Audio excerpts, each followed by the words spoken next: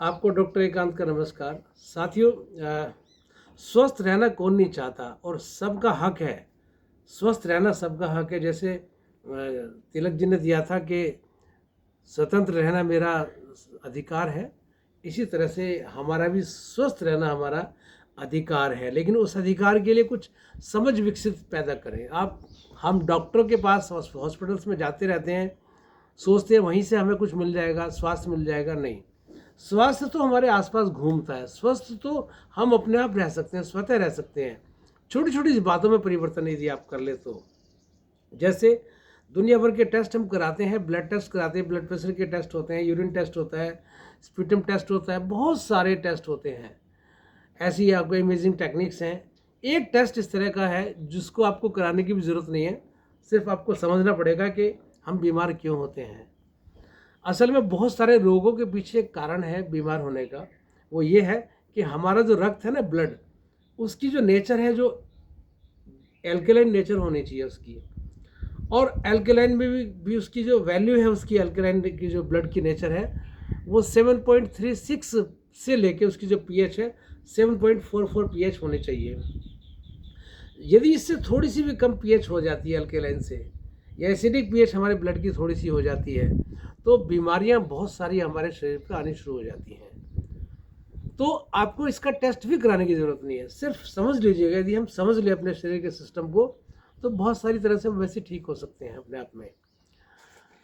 तो ये हमारे जो ब्लड की जो पीएच है, जो ब्लड की जो एसिडिक नेचर क्यों होती है, एल्कलाइन नेचर हमारी कम क्यों रहती है, उसके पीछे बहुत बड़ा एक कारण है।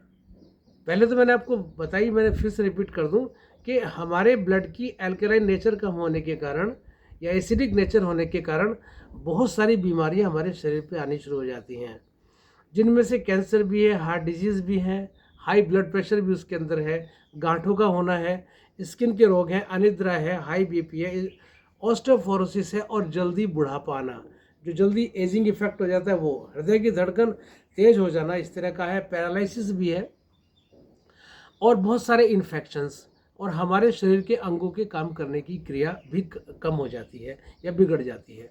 तो साथियों, केवल एल्केलाइन पीएच के कम होने के कारण या एसिडिक पीएच के ब्लड के होने के कारण हमारे बॉडी में जब बहुत सारे रोग आते हैं, तो हम ये भी समझ लें एक बार छोटी सी बात, कि हमारे ब्लड की एसिडिक नेचर क्यों होती है या एल्केलिनिटी हमारी कम होती है, ब्लड की क्यों हो जाती है, जिससे कि हम बीमार हो जाते हैं, या हम कैसे अपनी एल्केलिनिटी को मेंटेन कर सकते हैं, ब्लड की कैसे हम ब्लड की एसिडिटी को कम करके, ख़त्म करके कैसे एल्केलाइन नेचर बना सकते हैं।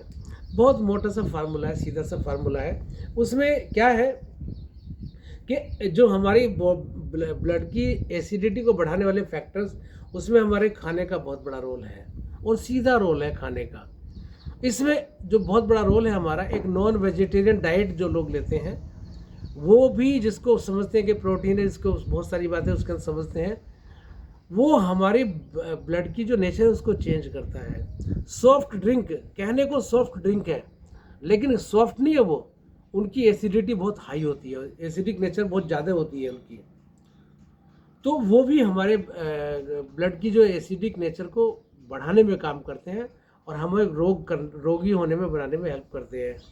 और क्या होता है, जो प्रोसेस्ड ग्रेन होते हैं, यानी जिसको हम कहते हैं ओट का मिल्क या ओट की चीज़ें, या बहुत सारी चीज़ें बाज़ार में आती हैं इस तरह की, जो ग्रेन्स होते हैं, वो हमारे प्रोसेस्ड होते हैं, और उसमें प्रिजर्वेटिव्स भी होते हैं, और वो डेड भी हो जाते हैं। तो वो भी हमारी ब्लड की नेचर को चेंज करते हैं। साथ में जो चपाती, रोटी वगैरह, जो जितनी अन्न की मात्रा ज़्यादा खाएंगे, वो भी हमारी एसिडिक नेचर को बढ़ाने में हेल्प करता है। साथ में चीज़ जिसको हम बोलते हैं, या मिल्क प्रोडक्ट होते हैं, वो भी एसिडिक नेचर को, हमारी ब्लड की बढ़ाने में काम करते हैं। तो ये बहुत सारी चीज़ें हैं जो एसिडिक नेचर को बढ़ाती हैं। शुगर भी, जो वाइट शुगर होती है, वो भी उस काम को करता है। अधिक मात्रा में नमक लेना भी एसिडिक नेचर को बढ़ाने में हेल्प करता है।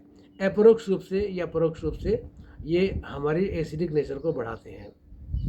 इसके विपरीत हमारे ब्लड की जो बेसिडिक नेचर कैसे बढ़े, ब्लड की जो बेसिडिक नेचर हमारी अल्कलाइन नेचर बढ़ाने के लिए बहुत बड़ा अच्छा तरीका है कि हम फल सलाद का सेवन अधिक करें, जिसको हम बार बार अक्सर जोड़ दे के कहते हैं कि फलों का सेवन जो यदि हम करते हैं तो, या सलाद का सेवन करते हैं, या हम सब्जियों को अधिक मात्रा लेते हैं, बॉइल्ड वेजिटेबल्स लेते हैं, तो हमारे ब्लड की जो एल्कलाइन नेचर, वो एल्कलाइन नेचर बढ़ जाती है। इसमें होल ग्रेन्स का बहुत बड़ा रोल है, दालों का बहुत बड़ा रोल है। दालें जो होल ग्रेन्स होते हैं, अंकुरित यदि करा के उसको खाएं तो हमारे ब्लड की एल्कलिनिटी बनती है, हमारे ब्लड की जो नेचर है वो चेंज होती है। एक्चुअली क्या होता है कि जो पल्सीज होती हैं, वैसे तो उसके अंदर भी यूरिक एसिड होता है, दालों के यूरिक एसिड बढ़ता है, प्रोटीन्स होते हैं, लेकिन रॉ फॉर्म में यदि हम इसको लेते हैं या हम इसको स्प्राउट्स करा कर लेते हैं तो हमें फ़ायदा करते हैं। मैंने खुद ये प्रयोगों में देखा है कि यदि किसी का यूरिक एसिड बढ़ा होता है, उसको दालों को मना कर देते हैं, तो यदि हम उसको दालों को अंकुरित करा के खाते हैं तो यूरिक एसिड पर प्रभाव, नेगेटिव प्रभाव नहीं पड़ता, उल्टा लाभकारी होता है। तो साथियों, ये जो फल, सलाद, सब्जियां, साथ में लौकी का रस हुआ, पुदीना, हरी चटनी हुआ, यूरिक एसिड को भी कम करते हैं और साथ में हमारी एसिडिक नेचर को ठीक करते हैं। और जो सॉफ्ट ड्रिंक है उसकी जगह हम क्या लें, बेल का शरबत लें, जूस लें, हरा डाब नारियल पानी लें, हम सफ़ेद पेठे का रस हम लें, या इस तरह की चीज़ें ले सकते हैं जो हमें क्या कर सकते हैं, बहुत सारी तकलीफ़ों बीमारियों से हमें बचा सकते हैं। तो इसमें हार्ट डिजीज़ हमें नहीं होगी, उससे ऐसा लेने से पैरालिसिस के इफेक्ट नहीं होंगे, वेरिकोज वेन्स, कैंसर वगैरह ये ठीक हो जाएंगे, माइग्रेन ठीक हो जाएगा, माइग्रेन नहीं होगा, माइग्रेन धीरे धीरे कम हो जाएगा। अनिद्रा, हाई बीपी, हमारा हृदय की जो धड़कन हमारी वो अनकंट्रोल हो जाती है, ऑस्टियोपोरोसिस और मसल्स की वीकनेस, ये सब दूर हो जाती है यदि एल्कलाइन नेचर हमारे ब्लड की हो जाए, अच्छी एल्कलाइन नेचर हो जाए। और साथ में सबसे बड़ी बात कि एजिंग इफेक्ट कम हो जाता है, बुढ़ापा आना दूर हो जाता है, जल्दी यंग फील करते हैं, अच्छा लगता है, एनर्जी लेवल बढ़ता है। तो replace your acidic diet and try to opt in your life basic diet, जिससे हम स्वस्थ रहें, हमारी ब्लड की नेचर चेंज हो जाए। आप ऐसा करेंगे तो स्वस्थ रहेंगे। बहुत बहुत धन्यवाद। Thank you.